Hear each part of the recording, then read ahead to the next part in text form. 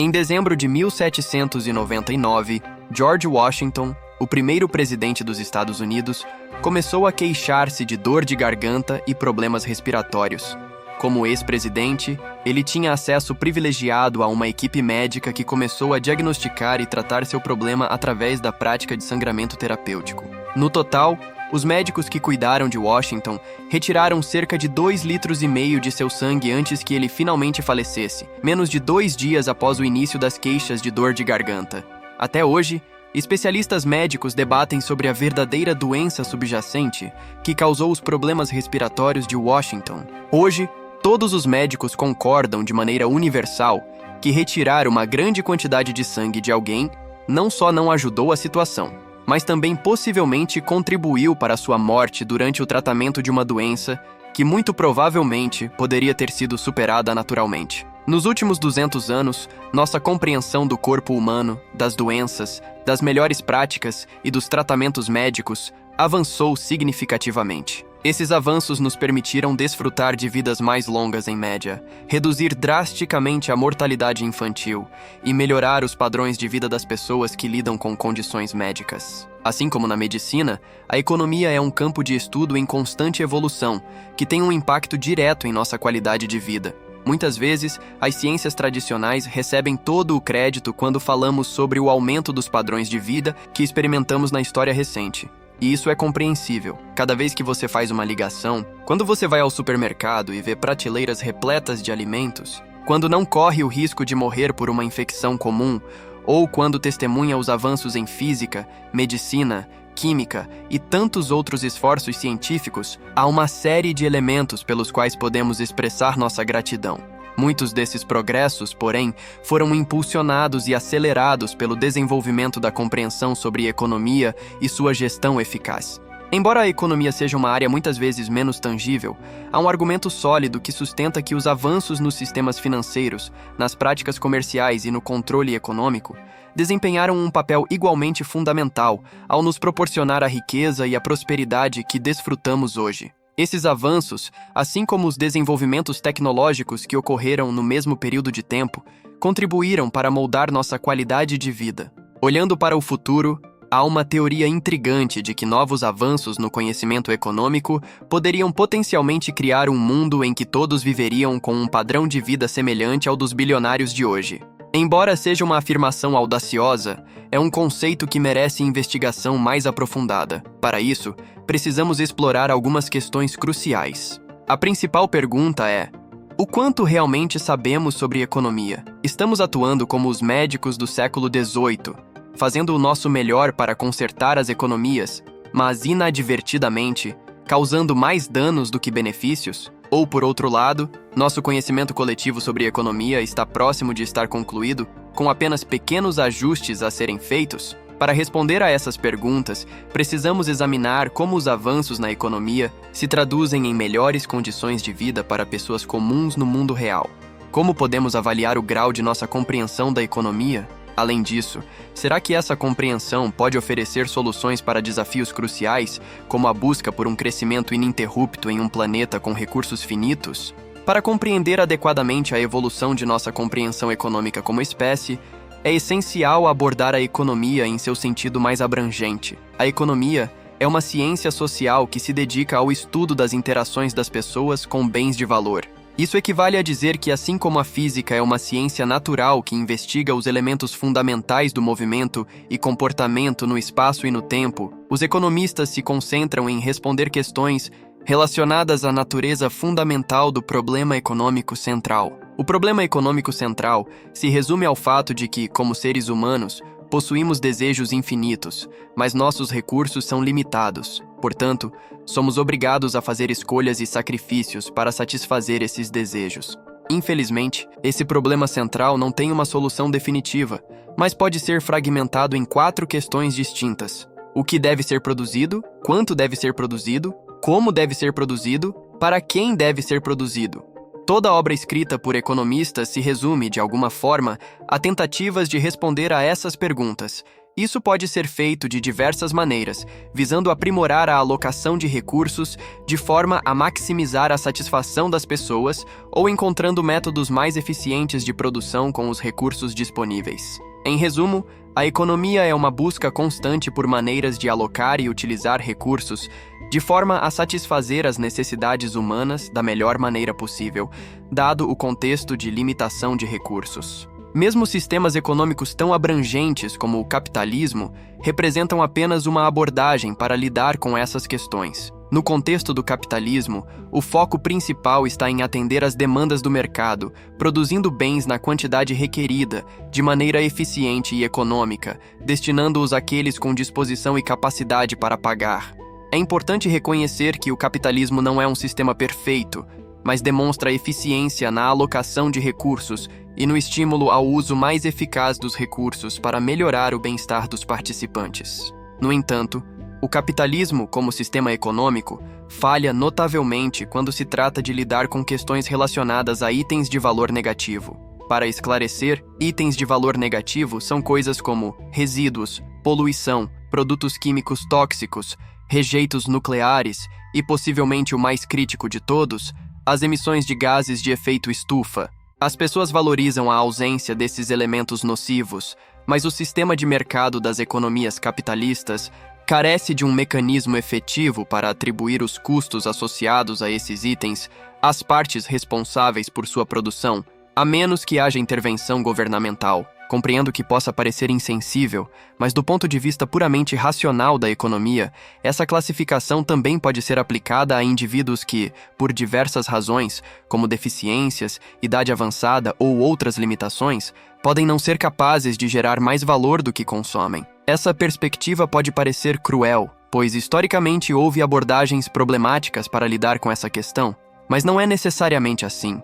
Considerando o envelhecimento da população em muitos países, nossos sistemas econômicos precisam encontrar soluções para a crescente parcela de pessoas que não pode mais contribuir economicamente e depende da assistência daqueles que ainda podem trabalhar. O capitalismo, que é o sistema fundamental que rege a maioria das economias avançadas do mundo hoje, é eficaz para responder a algumas perguntas, mas enfrenta desafios quando se trata de outras questões. Diferentes economias ao redor do mundo têm tentado abordar essas questões por meio de soluções alternativas, como a precificação do carbono e a obrigatoriedade de poupança para a aposentadoria. No entanto, muitas vezes, essas soluções alternativas acabam criando novos problemas. Analogamente, podemos comparar a economia a outras ciências como a física, para obter uma perspectiva interessante. O geocentrismo, que afirmava que a Terra estava no centro do universo e que todos os corpos celestes, incluindo o Sol, giravam ao seu redor, era uma teoria que respondia à maioria das perguntas sobre os movimentos celestes. Embora apresentasse algumas inconsistências nos movimentos dos corpos celestes, essas lacunas eram preenchidas com várias soluções alternativas, muitas vezes gerando mais problemas. Isso pode nos parecer familiar. Da mesma forma, o capitalismo poderia ser para a economia o que o geocentrismo foi para a astronomia? A resposta é que não sabemos o que não sabemos. Pode ser que no futuro, economistas talentosos desenvolvam um sistema que revolucione a forma como gerenciamos as economias, da mesma forma que a Revolução Industrial foi impulsionada pelo advento e adoção generalizada da energia a vapor e outras tecnologias. Esse avanço transformou nossa trajetória econômica de maneira significativa, e é possível que surjam mudanças igualmente impactantes no futuro. O mercantilismo foi o sistema econômico predominante em uma época anterior ao desenvolvimento da economia como uma disciplina acadêmica. O conceito central do mercantilismo era que uma economia deveria se esforçar para exportar o máximo de bens possível, enquanto importava o mínimo possível. O raciocínio por trás disso era acumular o máximo de ouro possível, já que o ouro era amplamente aceito como uma reserva de valor universal naquela época. Para muitas pessoas que não tinham conhecimento econômico na época, essa abordagem fazia sentido, pois associavam o ouro à riqueza. No entanto, o mercantilismo não é mais o sistema econômico que usamos atualmente. O estudo da economia demonstrou que a cooperação econômica e o comércio livre geralmente geram mais riqueza, pois diferentes regiões têm vantagens na produção de diferentes produtos. Ao focar em fazer o que cada região faz de melhor e permitir o comércio, o mundo se torna mais rico como um todo. Além disso, essa abordagem possibilita a produção de bens que seriam impossíveis de serem feitos dentro das fronteiras de uma única nação, não importando o quão grande seja. Assistir a este vídeo também traz algum pequeno benefício econômico, e isso se deve à tecnologia que tornou possível a transmissão deste conteúdo. No mundo atual, a tecnologia desempenha um papel fundamental na economia, tornando possível a disseminação de informações e a geração de valor, de maneiras que antes eram impensáveis. Contemple também os sistemas econômicos sofisticados que orquestram toda essa tecnologia. O vídeo que você está assistindo neste momento não teria sido viável sem o quartzo rico em silício. E talvez você imagine onde isso está nos conduzindo, mas sua suposição estaria equivocada. A rocha de quartzo, originária da América do Sul, passa por um processo de refino que a transforma em silício puro. Em seguida, esse silício é enviado para a Alemanha, onde a empresa Zeiss realiza sua transformação em um espelho com precisão na ordem dos microns. Esses níveis extraordinários de precisão são alcançados por meio de máquinas que convertem o silício em vapor, depositando-o átomo por átomo em uma superfície espelhada.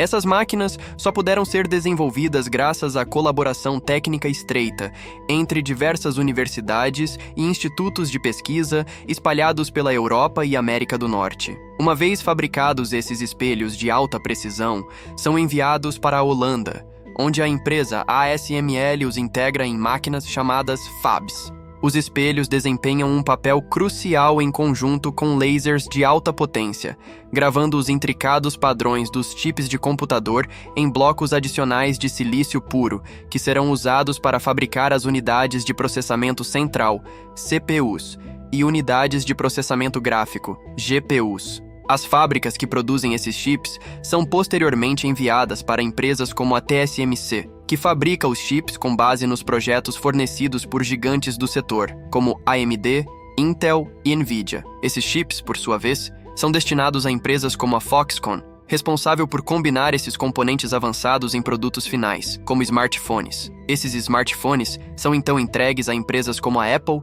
que os projeta e comercializa para clientes em todo o mundo. É importante notar que tudo isso constitui menos de 1% das etapas envolvidas na fabricação de um produto avançado, como um smartphone. Não mencionei as empresas encarregadas do transporte desses produtos, as equipes dedicadas a manter todo o processo seguro, nem mesmo as instituições que trabalham para tornar a tecnologia que sustenta toda essa cadeia de suprimentos completamente obsoleta.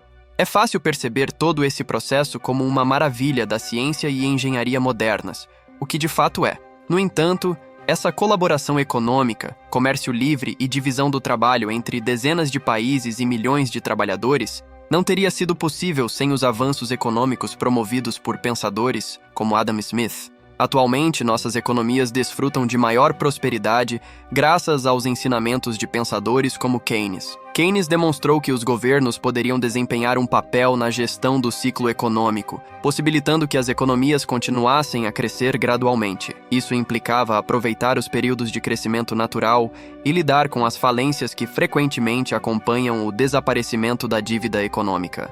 Hoje, a maioria dos economistas em cargos influentes adota a escola neo-keynesiana de economia. Essa abordagem explica como gerenciar eficazmente a dívida pública, o emprego, a inflação, a tributação e a produção para criar riqueza. Esse cenário teria sido inimaginável nos tempos em que Keynes estava ativo. Entretanto, é importante não assumir que a economia está completamente resolvida e que nunca enfrentaremos desafios significativos de riqueza novamente, como aqueles que ocorreram durante a transição do mercantilismo ou durante a adoção do ciclo de negócios. A verdade é que existem aspectos desconhecidos e não sabemos o que não sabemos. Então, talvez seja mais produtivo indagar quais são as fronteiras da economia? A economia, vale ressaltar, não opera como uma mágica. Ela não possui o poder de criar riqueza a partir do nada. Seu principal papel é orientar as pessoas na alocação mais eficiente dos recursos disponíveis para alcançar resultados desejados. Idealmente, buscamos que esses resultados conduzam à prosperidade equitativa para todos os participantes da economia. Contudo, mesmo quando isso não acontece, um entendimento sólido da economia ainda pode ser empregado para direcionar a sociedade na direção almejada. Uma segunda limitação notável da economia é que ela não pode prever o futuro. Mesmo John Maynard Keynes, um dos pioneiros na moderna compreensão dos ciclos econômicos, tentou enriquecer investindo com base nas flutuações previsíveis da economia ao longo do tempo. No entanto, essa estratégia falhou. Economistas são frequentemente elogiados ou criticados por fazer previsões sobre eventos futuros que podem ou não se concretizar. Em realidade, a culpa não está neles por tentarem prever o futuro, pois é um fato incontestável que ninguém, incluindo os economistas, é capaz de antever com precisão o futuro. Por exemplo, se um médico afirmasse que a saúde de alguém estava perfeita, sem preocupações, mas a pessoa posteriormente desenvolvesse uma grave doença, não culparíamos o médico. Afinal, não cabe aos médicos prever o futuro da saúde de alguém. De maneira similar, economistas podem analisar métricas disponíveis e concluir que não há motivos para preocupação, apenas para depois surgir eventos que os contradigam. A tarefa dos economistas não é antever o futuro, mas sim fornecer recomendações atuais para promover o crescimento econômico e mitigar resultados adversos, ou torná-los menos prováveis no futuro. Outra limitação importante da economia é a sua complexidade. Não se trata apenas de uma disciplina difícil de aprender, mas também abrangente. Não quero dizer que é difícil para um estudante de graduação compreender conceitos como a curva de indiferença, mas sim que a economia é um campo vasto e intricado que requer tempo e esforço para dominar completamente. Com alegria, reconheço que existem inúmeros temas lá fora que são consideravelmente mais complexos do que a economia. O que quero expressar é o quão incrivelmente desafiador é estudar novas teorias econômicas. A razão para isso reside no fato de que não podemos criar um ambiente de laboratório para testar economias, e as economias nacionais não vão se modificar abruptamente apenas para experimentar uma teoria. Isso é crucial, pois uma teoria mal sucedida pode potencialmente prejudicar as vidas de milhões de pessoas. A complexidade inerente em estudar e validar teorias econômicas pode parecer desanimadora, uma vez que isso significa que o progresso nesse campo é gradual. Entretanto, talvez o avanço lento indique que futuras gerações colherão os benefícios de avanços econômicos mais robustos. Pode muito bem existir um sistema econômico que incentive a inovação, motive os trabalhadores e recompense a alocação eficaz de recursos, ao mesmo tempo que ativamente desencoraje as externalidades negativas que são abundantes nas economias de mercado atuais. Como exatamente esse sistema seria construído é uma incógnita. Se eu pudesse demonstrar de maneira conclusiva uma alternativa de gerenciar nossas economias que resultasse em níveis superiores de prosperidade global, eu provavelmente já teria recebido um prêmio Nobel. No entanto, a boa notícia é que nosso entendimento da economia ainda é limitado, e pelo menos toda a turbulência atual no mundo proporciona uma oportunidade singular para aprender e se preparar melhor para enfrentar desafios futuros. Bom, ficamos por aqui. Muito obrigado por ter ficado até o final.